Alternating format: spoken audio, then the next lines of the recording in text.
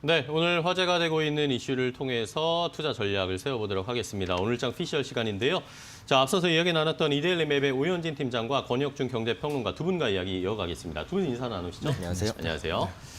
자, 오늘은 포스코를 담아볼까 이렇게 제목을 붙였지만 사실 포스코가 최근에 앞으로 실적이 바닥 찍고 개선될 것이다 이런 이야기들도 많고 대형주들 중에 실적이 괜찮게 나올 기대감들이 있는 종목들이 많습니다. 우리가 삼성전자, SK하이닉스도 실적 좋을 거다 이야기 나오지만 워낙 관심이 쏠려 있고 주가도 많이 올라갔고 하니까 우리는 조금 더 다른 곳에서 대안을 찾아보고 투자 수익을 올릴 수 있는 한번 전략을 오늘 세워보려고 하는데요. 자, 그러면 일단 먼저 4분기 이제 상장사들 대표적인 기업들 시가총액 상위 종목들의 실적이 어느 정도일지 좀 궁금합니다. 일단은 오늘은 권혁준 평론가님께서 먼저 좀 정리를 해주실까요? 그 금융정보업체의 자료를 조금 갖고 와서 좀 말씀을 좀 드리도록 하겠습니다. 금융정보업체에 따르면 이제 4분기 코스피 상장사 167곳을 이제 조사를 했는데 4분기 연결 기준으로 본다면 영업이익이 지난해 동기 대비해서는 한 60% 정도 증가할 것이다라고 이제 전망을 하고 있거든요. 네. 그러니까 엄청나게 좀 늘어나고 있는 부분이고, 여기서는 이제는 연결 기준입니다. 네. 별도가 아니라 이제 연결 기준으로 한 60% 정도 증가될 것이다라고 이제 보고 있고요. 역시나 그 중심에는 대장주 삼성전자가 있습니다. 삼성전자가 이번 4분기에도 3분기에 이어서 이제 영업이익 10조를 넘어갈 것이다. 라고 이제는 예상을 하고 있기 때문에 컨센서스가 나오기 때문에 그 부분도 이제는 굉장히 좀 주의 깊게 보셔야 할 필요가 있겠고, 또 SK 하이닉스도 마찬가지죠. 그 지난 4분기보다는 하반 267% 정도 영업이익이 증가될 것이다라고 보고 있습니다. 또한 눈에 띄는 건 LG 화학이에요. LG 화학 같은 경우는 지난 동기 대비해서, 그러니까 작년 4분기 대비해서 올해 4분기는 4,225% 증가될 것이다. 그런 이유는 네. 역시나 아시겠지만은 작년에 말에 에너지 저장 장치라 그러죠. 이 SSD 그 화재에 대한 그 비용을 일회성 비용을 이제 영업이익에 반영했기 때문에 좀 영업이익이 많이 낮아졌었죠. 그래서 이제 상대적으로 올해 4분기가 더 영업이익이 클 수밖에 없기 때문에 4,225% 증가될 것이다. 이렇게 우리가 시장에서는 보고 있습니다.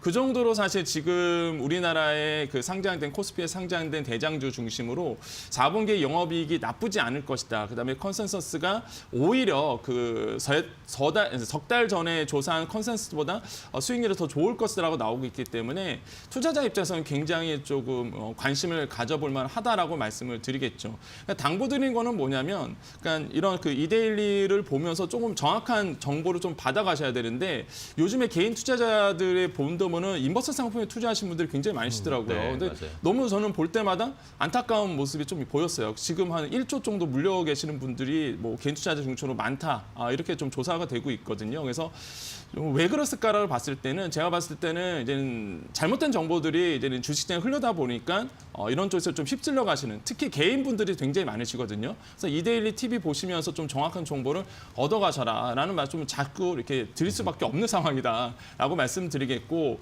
그렇게 본다면은 좀 앞으로 조금 봐야 될 종목들 역시나 LG전자라는 부분, 그다음에 포스코 아까 얘기 나와서 좀 말씀을 드리겠는데, LG전자 같은 경우는 왠지 저평가돼 있다라고 지금 계속 얘기하고 있습니다. 네네. PBR이 0.86배고요. 그다음에 PER이 이제 7.32배인데, 그 PER 같은 경우에는 글로벌 전자 장비, 그다음에 전자 쪽에서는 한 PER이 18배 정도가 됩니다. 그거에 비해서는 굉장히 낮고요. 또한 1배수 밑이기 때문에 그 PBR이 굉장히 저평가되는 부분이 있거든요.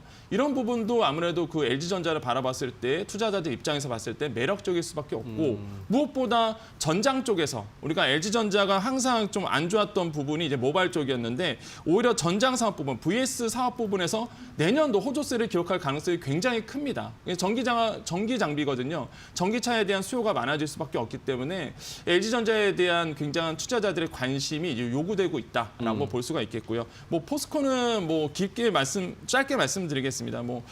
리튬 이온이 있었어요. 그 리튬 이온이 있었기 때문에 아르헨티나에 있던 매장량에서 리튬의 한 6배, 생각보다 원래 인수했을 때 예상치보다 6배 이상 많아졌다라는 이슈가 나오면서 사실 또 포스코가 또 관심을 받게 되고, 저는 또 보는 게 자사조 매입 프로그램, 예, 자사주를 매입하고 있다는 부분에 대해서 저는 좀 메리트를 느끼거든요. 이런 부분에서도 우리가 좀 포스코나든지 이런 대장주 중심으로 좀 연구를 조금 공부를 좀 많이 해보시기를 짧은 시간이지만은 우리 투자자분께 권유를 좀 드리겠습니다. 네.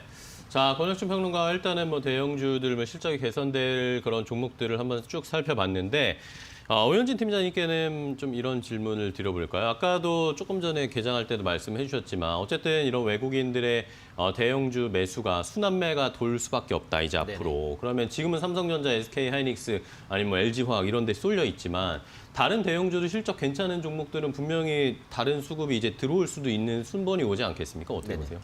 네, 제가 이제 성향적으로 이렇게 단기 성향은 개인적으로 아니라서 이제 관심 종목을 드릴 때는 이제 조금 한 몇 주 정도까지는 볼 수 있다 이런 개념으로 항상 말씀을 드려요. 그래서 예전에 IT 대형주를 한참 말씀드릴 때도 그랬고, 네, 그 다음에 제가 말씀드렸던 게 뭐냐면 이제 IT 부품주거든요. 그러니까 IT 부품주를 제가 한 3주 정도 전부터 얘기하고 있는데 아직 안 가고 있거든요. 근데 앞으로는 이제 분명히 움직임이 있을 거라고 저는 자신 있게 또 생각을 하고 있습니다. 네네.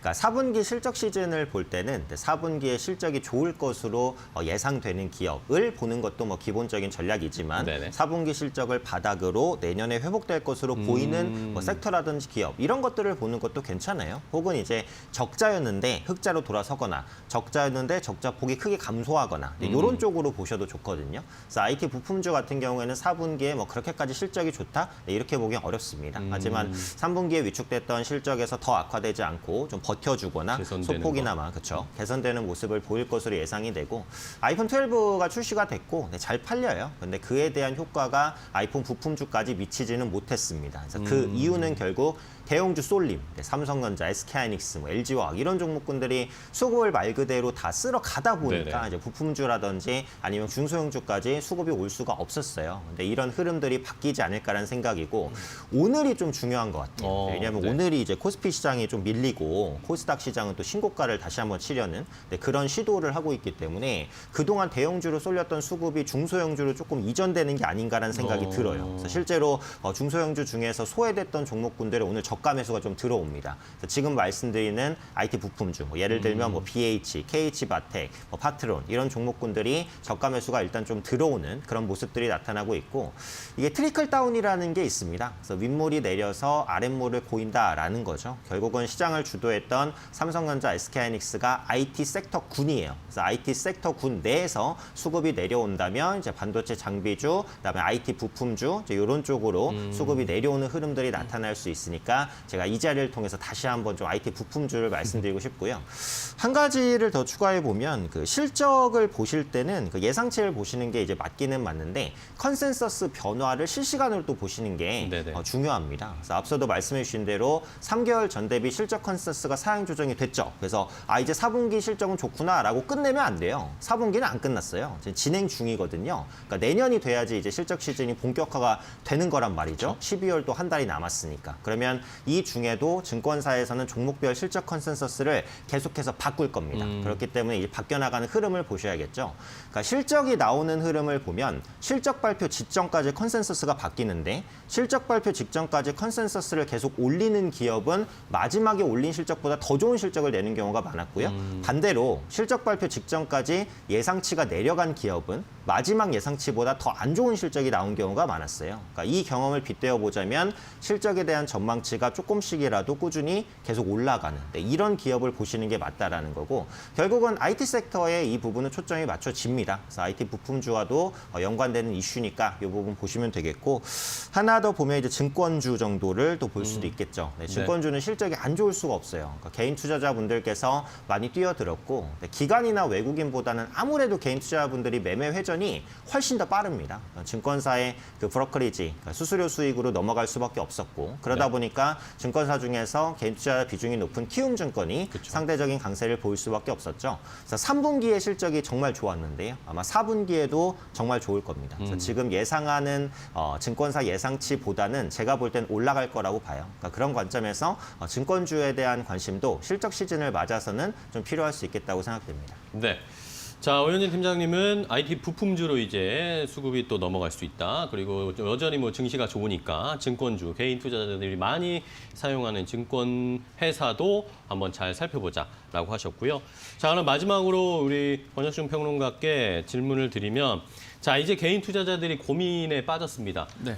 잘 올라가고 있는 뭐 삼성전자, SK하이닉스 이런 대형주, 셀트리온 이런 것들을 따라잡을 것인지 네네. 아니면 저희가 계속 말씀드리지만 실적이 개선될 것으로 보이면서도 저평가되어 있는 이런 것들을 잡으면 단기적으로는 아니지만 중장기적으로는 훨씬 더 좋은 수익을 낼 수 있을 것으로 보이는데 어떤 선택을 해달라 좀 당부의 말씀을 부탁드릴까요? 그러니까 본인의 이제 투자 성격이 좀 다르기 때문에 사실 뭐 공격적인 분도 있고요. 네. 아니면 뭐 보수적인 분도 있고 수동적인 분도 있는데 아무래도 이제는 공격적인 분들 같은 경우는 이제 단기로 봤을 때의 수익률이 높은 것들, 앞으로 이제 기대치가 높은 것들이 따라가시겠죠. 근데 제가 좀 권유드리고 싶은 거는 말 그대로 이제 가치 투자라는 부분이 조금 더 이제는 내년도에는 더 각광을 받을 거거든요. 네. 앞으로의 미래, 아까 우리 오현재 팀장님께서 말씀하신 것처럼 미래에 이제 오를 만한 것들, 실적을 봤을 때 이런 것들을 우리가 같이 이제 보실 필요가 있겠다. 그래서 너무 단기 매매만 너무 집중하지 마시고 내년에 각광받을 섹터들, 그다음에 내년에 오를 만한